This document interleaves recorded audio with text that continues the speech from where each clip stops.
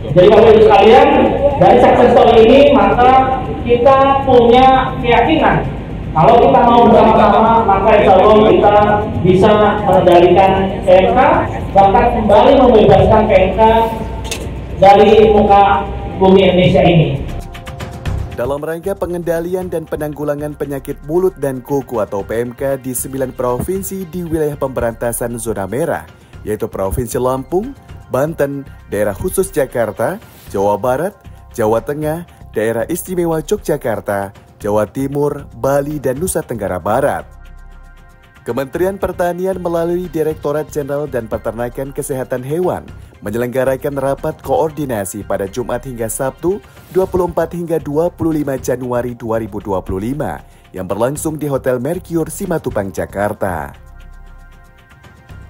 Direktur Jenderal Peternakan dan Kesehatan Hewan Agung Suganda mengatakan, pertemuan ini adalah untuk menyusun strategi operasional terkait dengan rencana pelaksanaan bulan vaksinasi PMK yang akan dilakukan pada Februari hingga Maret nanti.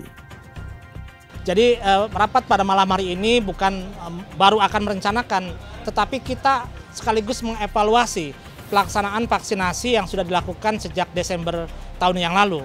Dan kita juga akan melakukan vaksinasi serentak pada bulan vaksinasi di Februari dan Maret nanti.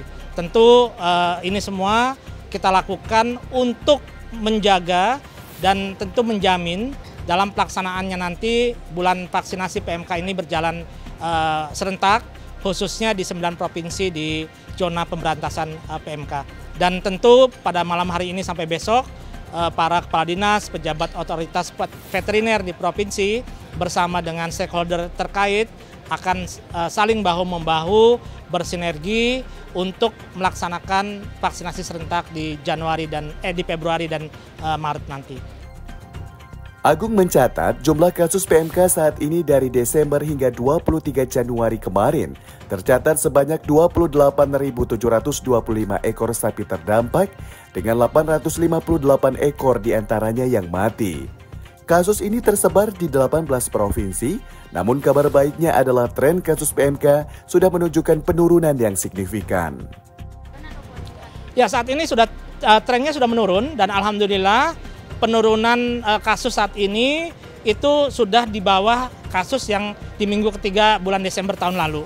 Jadi artinya memang di daerah endemis PMK seperti zona merah ini tentu pasti ada kasus, tetapi peningkatan kasusnya tentu jauh di bawah dari standar deviasi yang sudah kita tetapkan.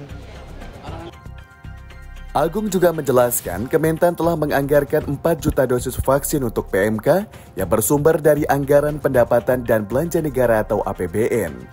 Selain itu, pemerintah daerah juga akan menganggarkan 1 juta dosis vaksin yang berasal dari anggaran pendapatan dan belanja daerah atau APBD.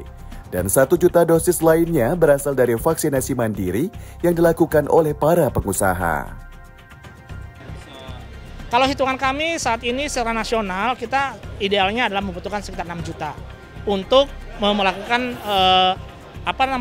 pemberantasan di daerah zona merah. Nah, dengan alokasi vaksin gotong royong tadi itu dari pemerintah 4 juta, kemudian dari APBD provinsi 1 juta, kemudian dari mandiri 1 juta termasuk dengan CSR itu diharapkan ini bisa menimbulkan kekebalan komunal atau herd immunity dengan 6 juta dosis vaksin di daerah merah. Karena sehat, vaksinasi. Karena sakit, obati. PMK. Dari Jakarta, Adi Wiranata, Fatih Albana, Tim TV Tani mengabarkan.